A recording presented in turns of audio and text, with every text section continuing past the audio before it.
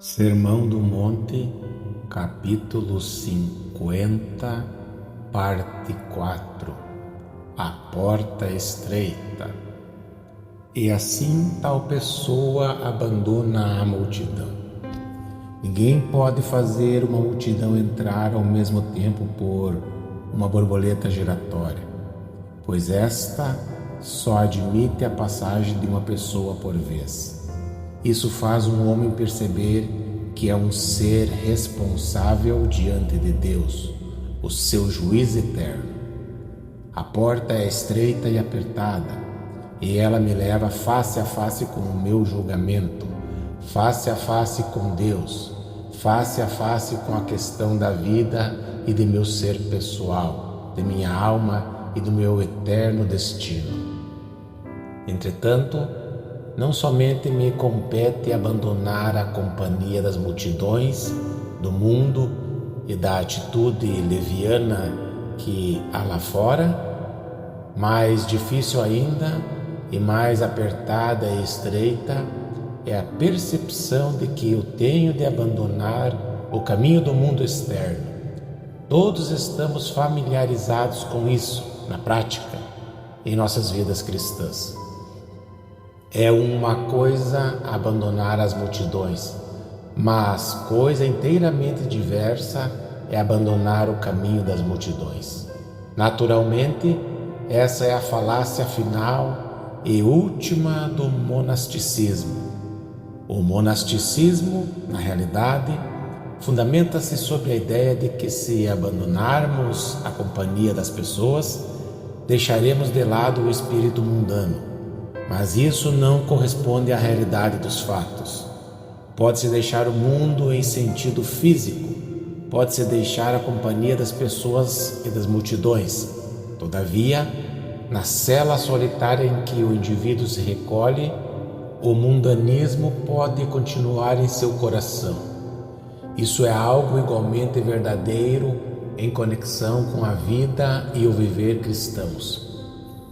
Há pessoas que se segregam do grupo ao qual pertencem e, no entanto, continuam manifestando a atitude de mundanismo, quiçá de forma ainda mais evidente em sua conduta externa.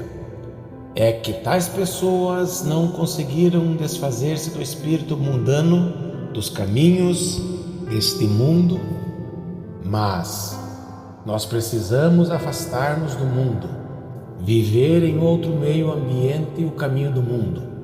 O tipo de vida que caracteriza esse mundo não nos transforma em crentes autênticos. Em outras palavras, precisamos deixar fora da porta de entrada as coisas que agradam ao mundo. Não podemos evitar esse fato. Basta-nos ler o Sermão do Monte para chegarmos à conclusão que as coisas que pertencem ao mundo e que agradam à natureza não regenerada devem ser deixadas de lado de fora da porta estreita. Podemos ilustrar esse ponto como segue. Você deve estar lembrado de que, neste Sermão do Monte, podemos aprender que devemos averiguar o espírito que exige olho por olho, dente por dente, que não devemos resistir ao mal, mas a qualquer que te ferir na face direita, volta-lhe também a outra.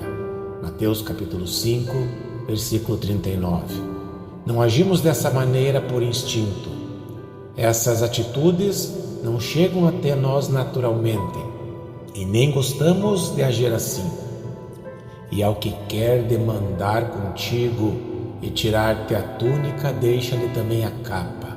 Se alguém te obrigar a andar 1 milha, vai com ele 2. Mateus capítulo 5, versículos 40 e 41. Ouvistes que foi dito: amarás o teu próximo e odiarás a teu inimigo. Mateus capítulo 5, versículo 43. Eu, porém, vos digo: amai a vossos inimigos, bendizei aos que vos maldizem, fazei bem aos que vos odeiam, e orai pelos que vos maltratam e vos perseguem. Mateus capítulo 5, versículo 44, versão corrigida. Não obedecemos instintivamente a nenhuma dessas injunções, pois, na realidade, elas exigem que tomemos atitudes das quais não gostamos. O que nos é instintivo é revidar e defender os nossos direitos, é amar aqueles que nos amam, é odiar aos que nos odeiam.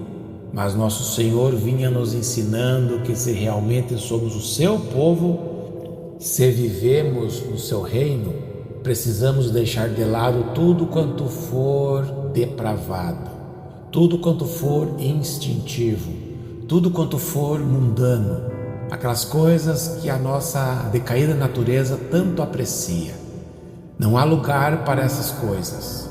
Deveríamos conscientizar-nos logo de início que esse tipo de bagagem não pode ser admitido no caminho cristão.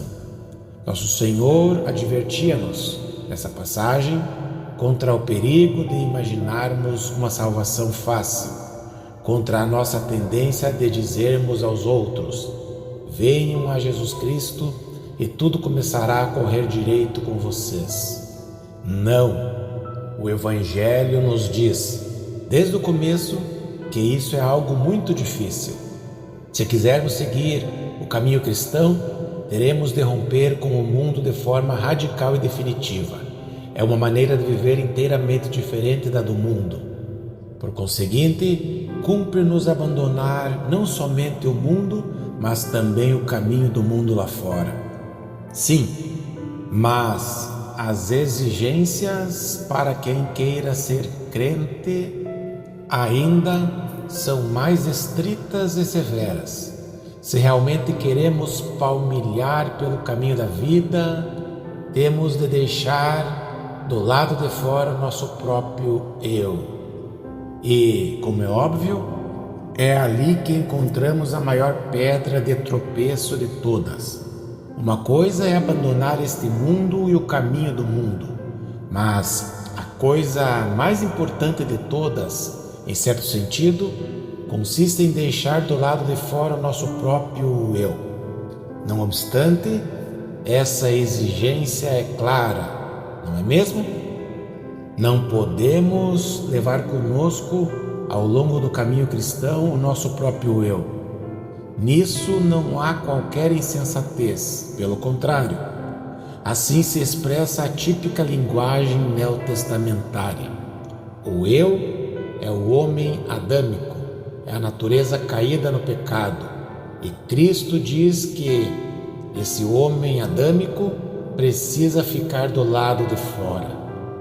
Vos despistes do velho homem, Colossenses 3, verso 9. Equivale a dizer que o velho homem foi deixado de fora, da porta do caminho cristão. Não há espaço suficiente para que dois homens passem ao mesmo tempo por essa porta estreita, pelo que o velho homem deve ser deixado do lado de fora. Cada ilustração falha em algum particular, e a própria ilustração empregada por Nosso Senhor não é capaz de cobrir a verdade inteira. Há um sentido em que o crente ainda não se despojou do velho homem e, por isso mesmo, precisa da exortação do apóstolo. Não obstante, desde o princípio somos informados que o eu não tem lugar no reino de Deus. O Evangelho do Novo Testamento é extremamente humilhante para o próprio eu e para o orgulho do homem. No começo mesmo do Sermão do Monte, somos confrontados por estas palavras: bem-aventurados os humildes de espírito. Mateus capítulo 5, versículo 3. Nenhum homem natural que tenha nascido neste mundo gosta de ser humilde de espírito. Por natureza somos o exato oposto disso. Todos nós nascemos dotados de uma natureza orgulhosa e o mundo esforça-se ao máximo por encorajar o nosso orgulho desde o próprio berço. A coisa mais difícil desse mundo é nos tornarmos humildes de espírito. Isso é humilhante para o nosso orgulho pessoal. No entanto, é uma medida imprescindível.